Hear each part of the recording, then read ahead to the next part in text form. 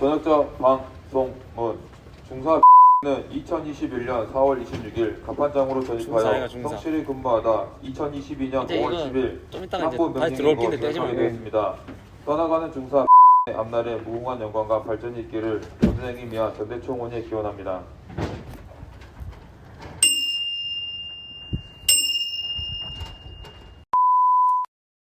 중사 전역차 이하. 약 8년간 저의 20대를 몸담아왔던 군생활도 이제 끝이 났네요.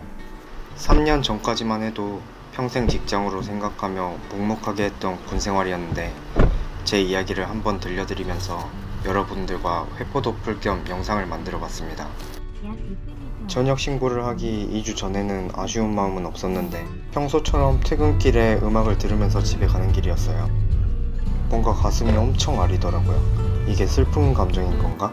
설마 내가 전역을 하는데 아쉬운 마음이 생긴 건가? 사람이 생을 마감할 때가 되면 주마등이 스쳐간다고들 하죠. 겪어보진 않았지만 첫 함정에 전입신고를 했던 순간부터 지금까지의 군생활이 머릿속에 영화 필름처럼 스쳐 지나가더라고요. 전역 신고를 하면서 드는 기분은 생각보다 들뜨고 신나진 않았습니다. 두려움 반, 설렘 반이었어요. 이제 사회에 나온 게 시작이라 그래도 설레는 마음이 더 컸습니다. 여러 일들을 겪어오면서 3년 전에 전역을 결심할 만큼 저에게는 아주 큰 일을 겪고 뭔가 죽기 전에 할 수 있는 건 다 해보자는 마음이 생겼어요. 그래서 저만의 버킷리스트 중에 하나가 유튜브를 시작해보는 것이었습니다.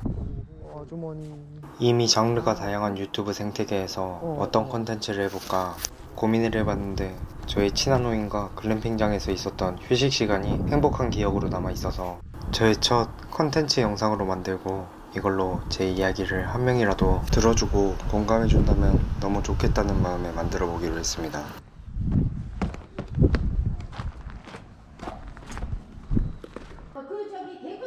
체크인 때문에 여러 군데를 헤매다 드디어 주인 아주머니를 만났는데 역시 전화를 안 받으신 이유가 있었습니다. 겨우 찾아서 만나니 끊임없이 문의 전화가 오더라고요. 뭐 박스 같은 거에다 뭐 안 사갖고 오셨어요?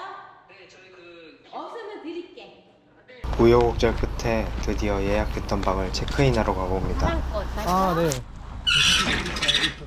어? 저 사실 여기 밑에 알고 있었어요. 아니 저한테 말해주시는 게 맞는 거예요.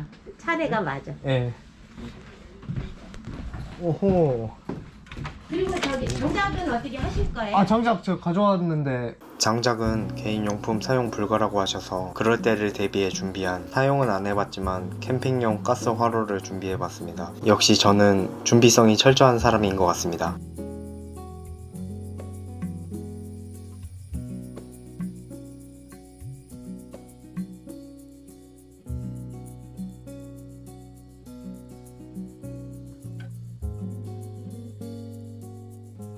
역시 캠핑 분위기에는 고기와 술만큼 좋은 게 없는 것 같습니다. 플레이팅을 하면서 그동안 저의 입대부터 저녁 이야기를 해볼까 합니다. 보통의 MZ세대의 학창시절처럼 아주 평범하게 친구들과 어울리면서 지내온 평범한 학생이었습니다. 지금은 어떤 분위기인지는 잘 모르지만 고등학교를 졸업하고 4년제 대학은 나와야 어디 가서도 무시 안 받고 사랑구실한다는 어른들의 말에 그냥 지방에 있는 학교 성적에 맞는 학과 아무거나 맞춰서 대학에 가게 되었습니다. 갓 20살이 되어 대학생활을 해보면서 느낀 점은 정말 나에게 안 맞다. 그중 제일 큰 문제는 대학 동기들과의 인간관계였습니다. 지금 생각해보면 게임도 안 하고 58kg의 왜소한 체형에 소심하기까지 해서 어느 순간 학교도 가지 않게 되었고 이럴 바에 용돈이라도 벌자 그리고 군대로 도망치자고 생각을 했던 자존감 낮은 20살이었습니다. 대학교에서 친하지도 않고 어울리고 싶지 않은 친구들과 있는 시간보다는 이자카야 알바 자리에서 장난도 걸어주시고 잘 챙겨주시는 주방 형들과 있는 시간들이 훨씬 효율적이고 즐거웠습니다. 그렇게 약 6개월간 일을 하며 지내오다 군대 생각이 문득 들어 제일 빨리 갈 수 있는 군을 찾아보았습니다.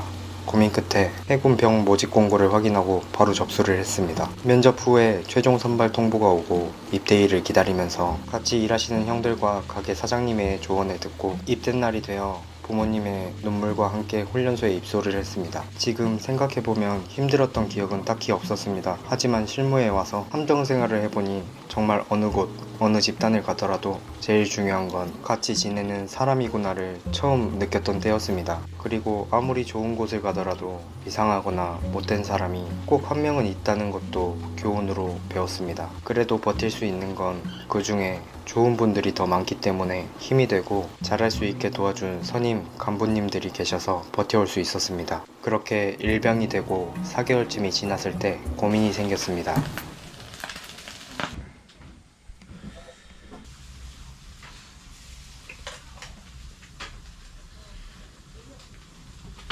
잠시 저녁상 다 차려진 모습 보여드리고 계속 이야기 시작합니다. 아마 다들 하셨던 생각이라고 확신합니다.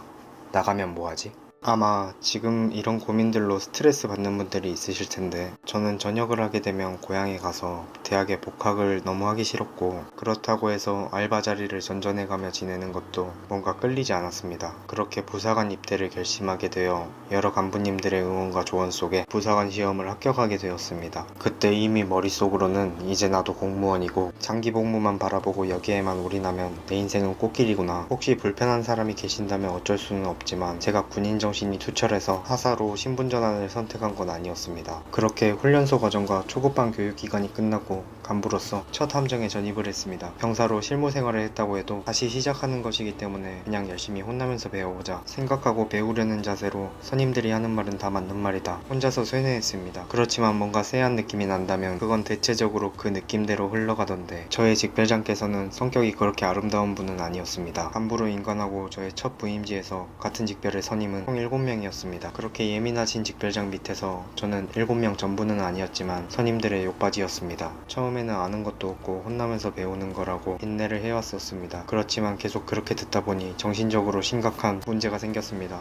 너무 힘들어서 벗어나고 싶다. 상해 중에 아무도 몰래 바다에 뛰어들면 편해질까 생각도 해봤고 새벽에 당직이 끝나고 화장실에서 좋지 못한 선택을 하려는 저를 보며 이러다 큰일 나겠다 싶어 그 다음날 어두운 분위기 속에 몰래 선임하사님에게 상담을 요청하고 지금 겪는 감정과 힘든 상황을 모두 털어놓았습니다. 그 뒤로 얼마 되지 않아 그렇게 못 잡아먹어서 안달이었던 분들이 친절해지기 시작했습니다. 그 이유에 관해서는 혼자 생각은 하고 있지만 힘든 일이 생긴다면 혼자 끙끙 앓지 말고 정말로 조금만 고민을 하다가 용기를 내는 것도 어른의 방법이라고 느꼈습니다. 그렇게 무난한 생활을 하고 전역을 결심하게 된 건 다음 근무지였습니다. 평소처럼 평일 근무에 당직이 없는 날은 주말에 휴식을 취하고 있었는데 저와 같은 방에서 생활하며 동거동락하던 친구가 하늘나라로 가게 되었습니다. 정말 정신적으로 힘든 시기였습니다. 저의 두 번째 근무지에서도 첫 배에서 만났던 같은 직별장과 근무를 하게 되었는데 카톡이 왔습니다. 정말 저에겐 충격이었습니다. 순화를 해서 표현을 한다면 나대는 것도 적당히 해야 봐줄만 하다. 이런 카톡이 왔던 이유는 친구의 납골당을 간다고 이야기를 한 이후에 카톡 메시지가 온 것이었습니다. 뭔가 망치로 크게 맞은 느낌이었습니다. 내가 이런 곳에서 장기 복무를 하겠다고 이분을 따라왔구나. 물론 본받고 훌륭하신 분들도 정말 많았습니다. 정신적으로 힘든 시기에 이런 말을 듣게 되니 어지러웠습니다. 그때 전역을 결심하고 복무하는 동안 사회에서의 계획을 세우고 드디어 전역을 하게 되었습니다. 하고 싶은 일이 정말 많습니다. 앞으로 여러분들에게 보여주면서 저의 이야기를 한번 풀어가 보려고 합니다. 저의 이야기를 들어주시고 영상 끝까지 봐주셔서 감사합니다.